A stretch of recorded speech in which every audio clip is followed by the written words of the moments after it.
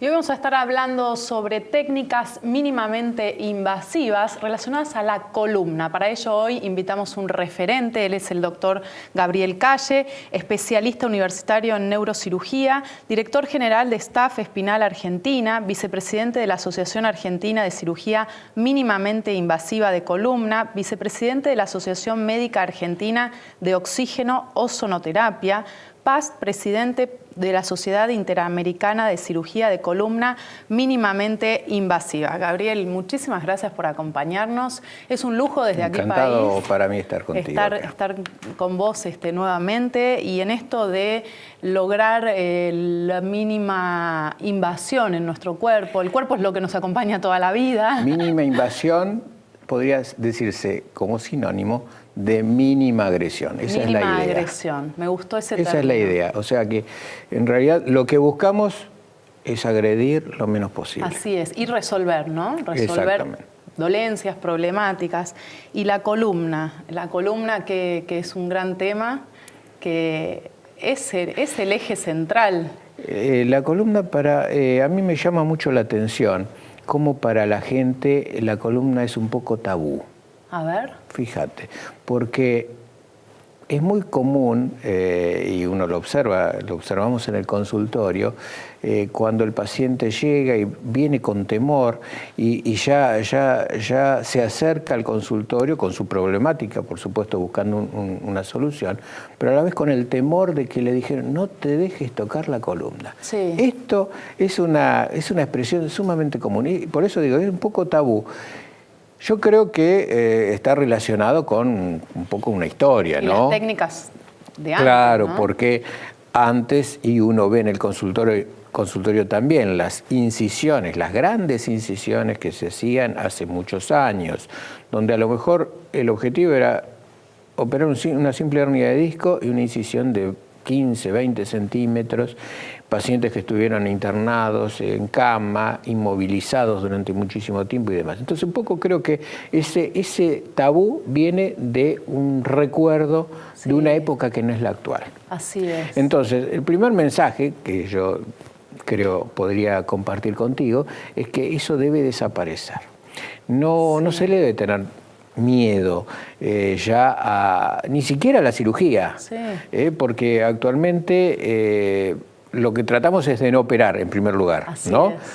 Pero si operamos, en general las técnicas han evolucionado tanto, son mucho más simples, menos agresivas, como te decía, que es lo que buscamos, más respetuosas de la estructura, y los pacientes en general ya al día siguiente se van a la casa. En un caso de una cirugía casi diría convencional. Te escucho y este mensaje también, que la rápida consulta y el rápido diagnóstico es importante porque también va a lo que hablábamos recién del tema del tabú. Hay pacientes que incluso no consultan porque dicen, uy, me van a operar, ¿qué me van a hacer? Tengo miedo, miedo a infinidad de cosas. Y a lo mejor conviven con el dolor durante años. Y también lo vemos en el consultorio permanentemente, pacientes que llegan con una historia de años tomando analgésicos. Bueno, sería más que inocente pensar que esa toma de analgésicos durante tantos años puede ser absolutamente inocente. No es gratis, me refiero, no es gratis para el organismo. Hay problemas con la medicación a largo plazo, especialmente a nivel del estómago, gastritis, problemas hepáticos, incluso hasta renales. Hemos visto casos de pacientes con insuficiencia renal por analgésicos crónicos. Entonces, ¿cuál es el mensaje aquí? Antes de llegar a una situación así, de este nivel y mucho menos, siempre es preferible. Lo peor que podemos hacer, que sea tomar una cirugía, por ejemplo, siempre es preferible una cirugía antes que esto. Es mucho menos agresivo. Y bueno, como decíamos también, la cirugía es el último escalón. La última ficha. La última ficha.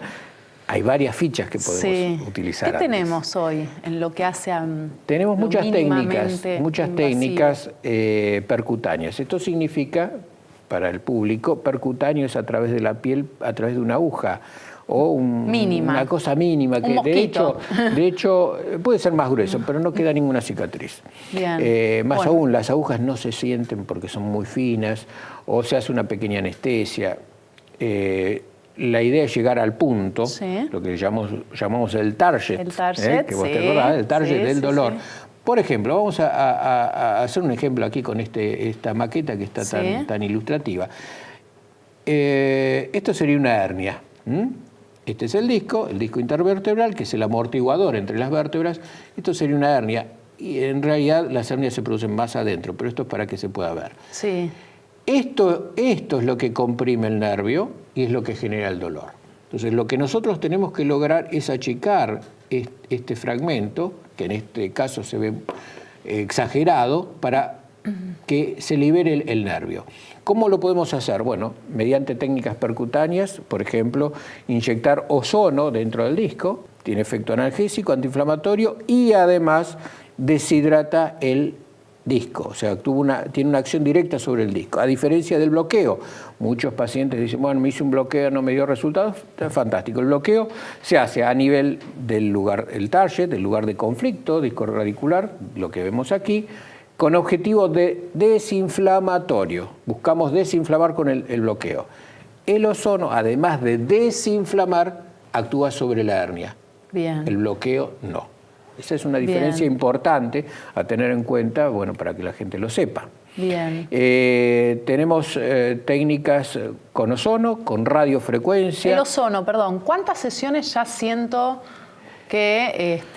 un alivio? Hay dos formas, Paola, de aplicar el ozono. Una es mediante una técnica intramuscular, que es al costado de la columna, se aplica en el músculo y por fuera del disco. Entonces actúa por fuera. Esto es un procedimiento mucho más sencillo que se hace en el consultorio, no requiere internación, es absolutamente ambulatorio y requiere normalmente aproximadamente 10 sesiones, de las cuales las primeras son evaluatorias. No esperamos a las 10 a ver si le funcionó. Dentro de las primeras 4, siempre le decimos a los pacientes, tenemos que obtener el resultado de la mejoría, para ver si continuamos con ese esquema terapéutico.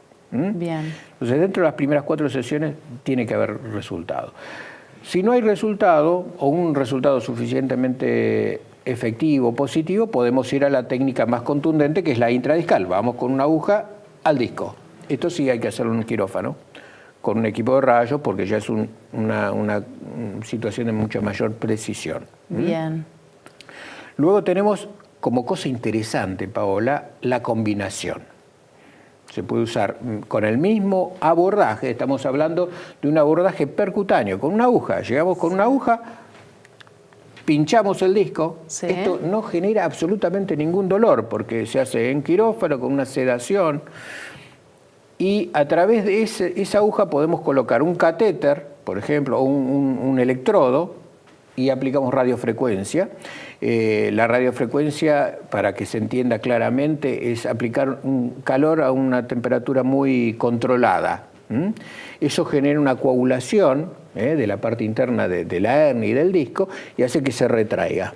A eso le podemos sumar el ozono, entonces actuamos deshidratando por un lado, coagulando por un lado, deshidratando por el otro. Entonces utilizamos dos mecanismos de acción con el mismo abordaje a través de una aguja, en el mismo target, que es donde estamos apuntando, y sumamos objetivos. Excelente. Muchísimas gracias por toda esta información. Sabemos que están en Neuquén, Río Negro, Chubut, Santa Cruz y Capital Federal, por supuesto. Claro, están en toda la zona sur de nuestro país, así que para los que viven lejos, sabemos que Staff Espinal está allí. Gracias por acompañarnos, Gabriel. Gracias, Doctor Gabriel Calle. Enseguida volvemos.